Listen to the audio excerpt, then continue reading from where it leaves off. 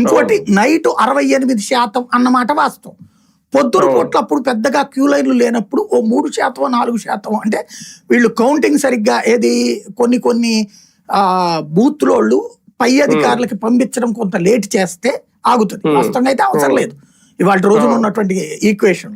కానీ వాళ్ళు చెప్పిన దాని ప్రకారం ఒక 2 నుంచి 3% పొద్దునకి యాడ్ అవడం అంటే తప్పులేదు, నేను యాక్సెప్ట్ చేస్తాను.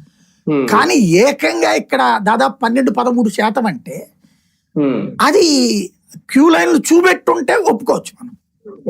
క్యూ లైన్ చూపెట్టకపోవడం వల్ల కన్ఫ్యూజన్ అది. దీంట్లో వీళ్ళ తప్పేమంటారంటే జగన్ది ఆ ఎలక్షన్ పిటిషన్లు వేయాల, ప్రతి నియోజకవర్గం ఎలక్షన్ పిటిషన్ వేయాల.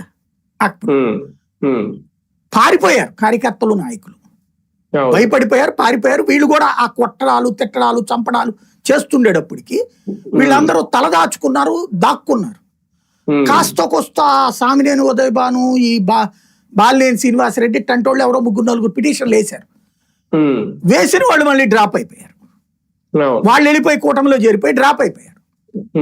డ్రాప్ అయిపోవడంతో అయిపోయింది. ఇక పార్టీగా వీళ్ళు వేయించాలి కదా, 175 మందితో ఎలక్షన్ పిటిషన్ ఇచ్చారనుకోండి, 45 రోజుల లోపు దానికి లెక్క తేల్చాలి. అప్పుడు తీయరు, ఈ తగలబెట్టకూడదు స్లిప్పులు కానీ.